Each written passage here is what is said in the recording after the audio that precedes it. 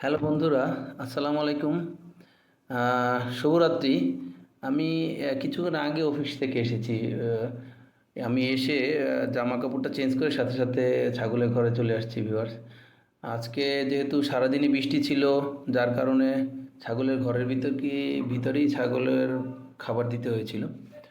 তো এই জন্য আমি রাতেই এটা পরিষ্কার করে রাখছি। ভিউয়ার্স, একটা জিনিস হলো কি যে যদি ছাগলের প্রস্রাব পায়খানা এগুলো যদি 2-3 দিনের বেশি জমে থাকে তাহলে একটা গ্যাস তৈরি হয়। এই গ্যাসটা নাম হলো অ্যামোনিয়া গ্যাস। এইটা আসলে খুবই খারাপ পশু পাখিদের জন্য। এই গ্যাসের জন্য শ্বাসকষ্ট হয়, চোখ জ্বালা পোড়া করে গরু ছাগলের, তারপরে ক্ষুধামন্দা দেখা দেয়, দুর্বলতা থাকে এবং রোগ প্রতিরোধ ক্ষমতাও আসলে হ্রাস পায়।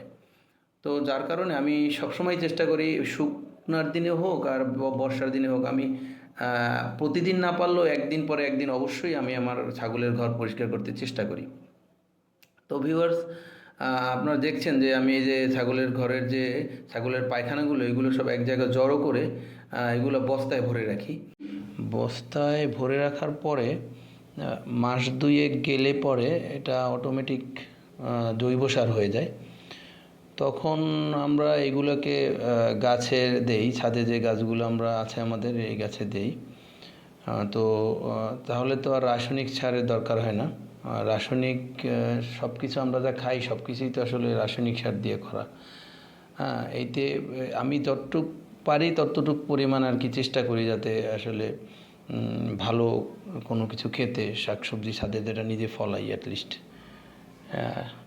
আর ভিউয়ার্স, আমার এখানে আপনারা একটা চৌকি দেখতে পাচ্ছেন।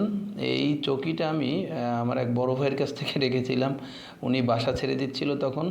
তো ওনাকে বললাম যে ভাই কত নেবেন চৌকিটা? উনি বললে ভাই 300 টাকা দিয়েন। মানে উনি যেটা পায় ওনার সেটাই লাভ।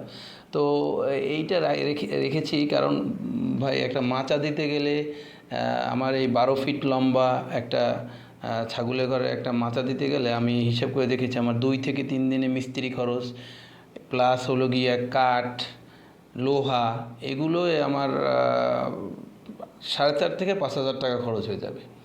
তো এমনিতেই তো আমার খামার ছোট, আমি প্রথম দিকেই লসে আছি।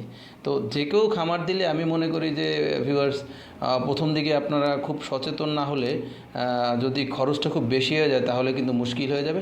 যাই হোক ভিউয়ার্স, আসসালামু আলাইকুম, ভালো থাকবেন, খোদা হাফেজ।